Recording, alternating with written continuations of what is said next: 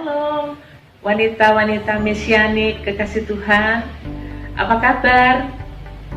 Sehat bukan? Saya berharap semua di dalam keadaan sehat dan senantiasa di dalam lindungan Tuhan, seluruh keluarga. Dan kami percaya kita selalu menaikkan doa pujian kepada Tuhan hari lepas hari.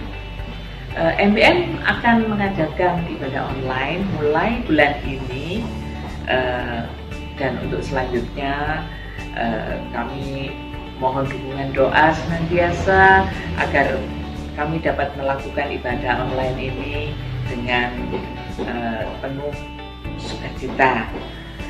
Dan tak lupa saya juga mengucapkan terima kasih untuk bantuan saudara-saudaraku pada bakti sosial yang lalu. Sumbangan sudah kami kirim ke Sitiarjo pada tanggal 4 Juli yang lalu dan sudah diterima dengan baik. Dan saya percaya Tuhan Yesus akan mengembalikan lipat kali ganda sumbangan Anda. Terima kasih, selamat beribadah, dan salam sehat, cantik, cerdas, cakap, dan berdampak. Tuhan Yesus memberkati.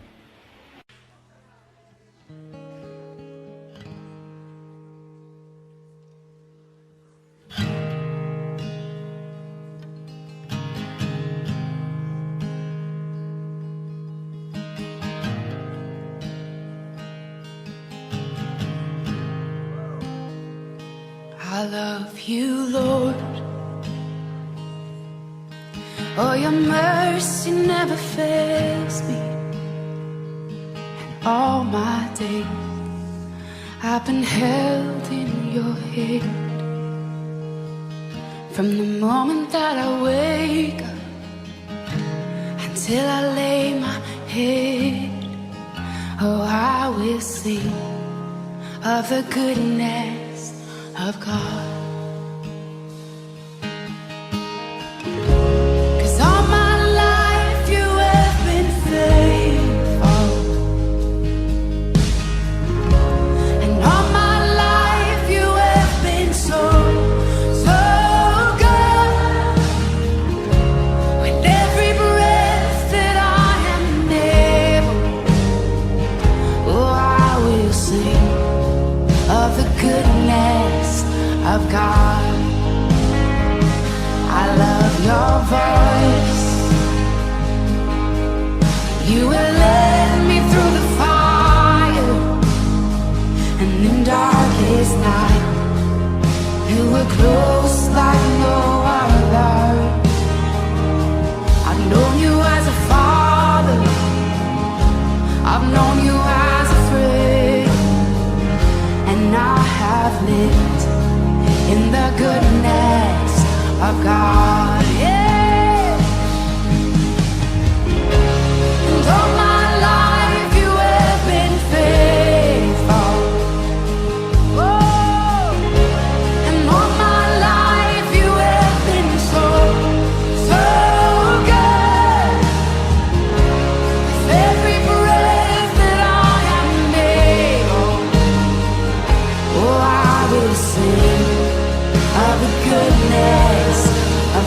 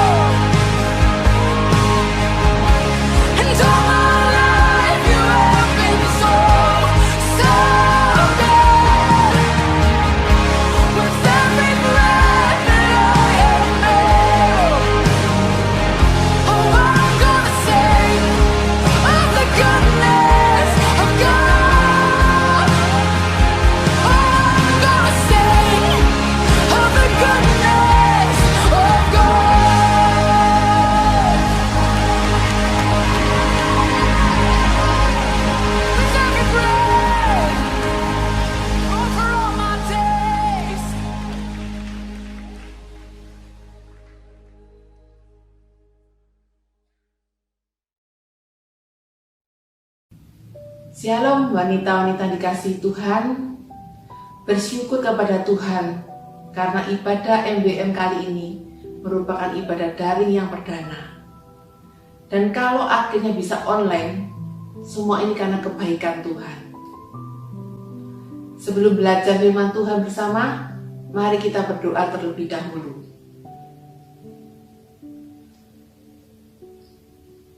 Terima kasih Tuhan, kami bersyukur padamu. Saat ini kami mau belajar firman Tuhan. Urapi kami semua Tuhan, agar kami boleh mengerti firman-Mu dan kami dapat menjadi pelaku-pelaku firman-Mu. Dalam nama Tuhan Yesus, amin. Baik, hari ini kita akan belajar mengenai tujuan pernikahan.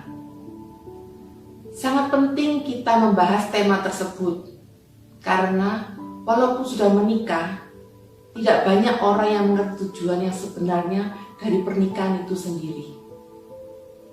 Dalam Kejadian 1 ayat yang ke-28,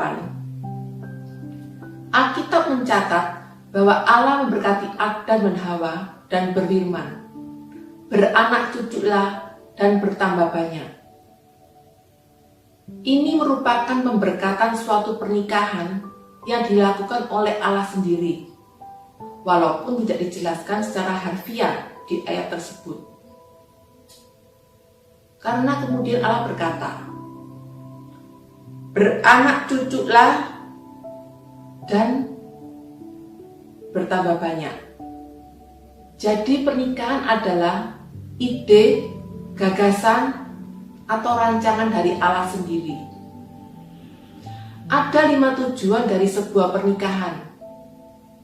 Namun saya akan membahas yang kelima saja. Yang 1 sampai dengan 4 saya berikan poinnya saja. Tujuan pernikahan yang pertama, supaya dapat saling menolong. Kita dapat membaca di dalam Kejadian 2 ayat yang ke-18. Tuhan Allah berfirman, "Tidak baik kalau manusia itu seorang diri saja. Aku akan menjadikan penolong baginya yang sepadan dengan dia." Tujuan yang kedua adalah rekreasi dan prokreasi. Rekreasi itu berbicara mengenai hubungan intim suami dan istri yang tercatat di dalam Kejadian 4 ayat yang ke-25a. Adam bersetubuh pula dengan istrinya. Hasil dari hubungan intim atau rekreasi adalah prokreasi yang akan menghasilkan keturunan-keturunan ilahi. Dapat kita lihat di dalam Kejadian 1 ayat yang ke-28a. Beranak cuculah dan bertambah banyak. Dijelaskan di dalam Maleakhi 2 ayat yang ke-15. Bukankah Allah yang esa menjadikan mereka daging dan roh? Dan apakah yang dikehendaki kesatuan itu? Yaitu keturunan ilahi. Tujuan yang ketiga adalah untuk mencegah percabulan atau kenajisan. Hal tersebut dengan jelas ditulis oleh Paulus kepada jemaatnya di Korintus dalam suratnya yang 1 Korintus 7 ayat yang kedua. Tetapi mengingat bahaya percabulan, baiklah setiap laki-laki mempunyai istrinya sendiri, dan setiap perempuan mempunyai suaminya sendiri. Tujuan yang keempat adalah menggambarkan hubungan Kristus dengan gerejanya, yang dapat kita baca di dalam Efesus 5 ayat ke-25 dan 26. Hai suami, kasihilah istrimu, sebagaimana Kristus telah mengasihi jemaat dan telah menyerahkan dirinya baginya, untuk menguduskannya, sesudah ia menyucikannya dengan membandingkannya dengan air dan firman. Dan berikutnya adalah tujuan pernikahan yang kelima, adalah memuliakan Tuhan. Tujuan yang kelima inilah yang akan kita bahas. Mungkin saudara berpikir, bagaimana mungkin suatu pernikahan dapat menjadi alat untuk memuliakan Tuhan? Sebelumnya kita akan membahas perbedaan antara laki-laki dan perempuan. Yang pertama, laki-laki cenderung memakai logika, sedangkan wanita lebih cenderung menggunakan perasaan. Laki-laki lebih mementingkan penghormatan dan penghargaan. Mereka mempunyai kebutuhan untuk dihormati dan dihargai. Sedangkan wanita membutuhkan kasih. Mereka membutuhkan dicintai dan dikasihi. Oleh karena alasan tersebut, maka di dalam Efesus 5 ayat yang ke-33 tertulis, bagaimanapun juga, bagi kamu masing-masing berlaku, kasihilah istrimu seperti dirimu sendiri, dan istri hendaklah menghormati suaminya. Untuk dikasihi, itulah yang menjadi kebutuhan seorang istri. Sedangkan seorang suami membutuhkan untuk dihargai dan dihormati. Perbedaan yang kedua adalah temperamen. Setiap manusia memiliki temperamen yang berbeda-beda. Seperti yang kita ketahui, ada 4 tipe temperamen manusia, yaitu koleris, melankolis, sanguin, dan flegmatis. Orang yang bertemperamen koleris, kelemahannya adalah egois, tidak sabaran, dan otoriter atau dominan. Sehingga dalam kehidupan pernikahan, sering terjadi gesekan karena terlalu suka mengatur pasangannya dan cenderung memaksakan kehendaknya. Tipe koleris ini memiliki kelebihan tegas, disiplin, dan memiliki prinsip yang kuat. Sedangkan orang yang memiliki temperamen melankolis adalah tipe yang sangat sensitif, mudah tersinggung, dan perfeksionis.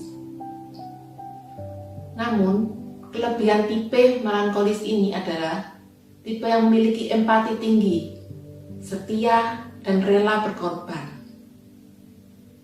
Beda lagi dengan temperamen sanguin yang mudah berjanji, mudah lupa, mudah bosan.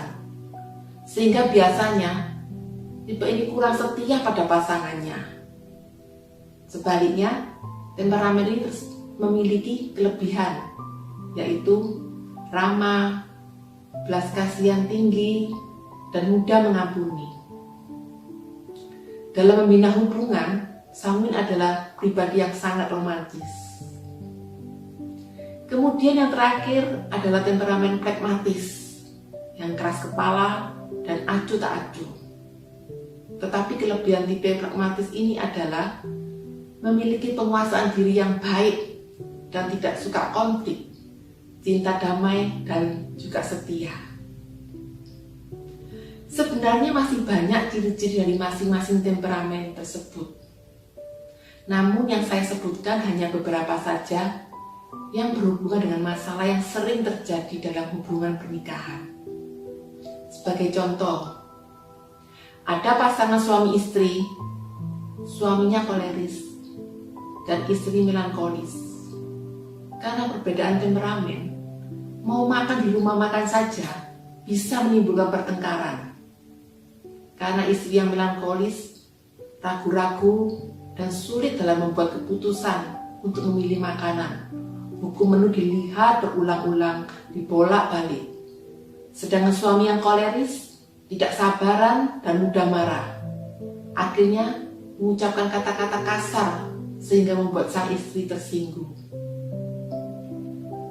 Perbedaan yang ketiga adalah perbedaan pola asuh dari keluarga masing-masing. Ada keluarga yang mendidik anak-anaknya dengan disiplin yang tinggi. Ada juga anak yang dimanja, dituruti semua kemauannya. Tapi ada juga anak-anak yang tidak mendapat perhatian dan kasih sayang dari orang tua. Dan dampak dari pola asuh orang tua ini sangat mempengaruhi kehidupan pernikahan dan keluarga anak-anak mereka di kemudian hari. Karena anak-anak cenderung mewarisi karakter dan kebiasaan-kebiasaan orang tuanya masing-masing. Perbedaan keempat adalah tingkat pendidikan, kebudayaan, dan status sosial keluarga masing-masing. Saya mengenal seorang suami yang dibesarkan di keluarga yang konservatif, keluarga yang kolot, selalu mempertahankan kebiasaan-kebiasaan dan tradisi yang lama. Sedangkan istrinya berasal dari keluarga yang moderat, tidak ekstrim, mau mempertimbangkan pandangan atau pandangan pihak lain.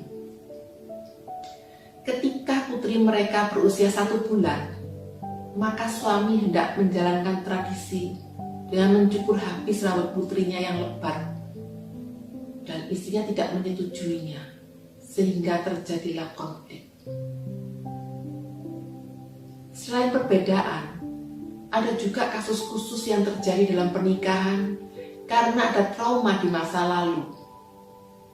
Saya juga menjumpai seorang istri yang mengalami KDRT dari suaminya. Setelah kita telusuri, akhirnya kita temukan akar permasalahannya. Ternyata suaminya trauma karena tumbuh dan dibesarkan di keluarga yang suka KDRT juga. Setelah kita melihat banyaknya perbedaan-perbedaan yang sudah kita bahas tadi, maka tidak heran begitu banyak gesekan dan konflik yang bisa saja terjadi dalam penyatuan antara laki-laki dan perempuan dalam sebuah pernikahan. Amsal 27 ayat yang 17 menuliskan, besi menajamkan besi, orang menajamkan sesamanya. Proses penajaman ini adalah untuk saling memurnikan agar setiap pribadi menjadi lebih baik. Dan untuk menggenapi tujuan pernikahan yang memuliakan Tuhan, diperlukan respon dari masing-masing pribadi.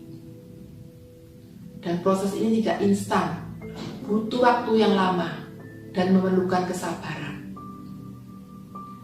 Di dalam Mazmur 128 juga dituliskan bahwa keluarga yang berbahagia adalah keluarga yang takut Tuhan. Dan orang yang takut Tuhan adalah orang yang mengerti bahwa Tuhan turut bekerja di dalam segala sesuatu. Bahkan dalam setiap perbedaan dan gesekan-gesekan yang terjadi, Tuhan izinkan sebagai proses untuk membentuk masing-masing pribadi semakin hari semakin seperti Kristus.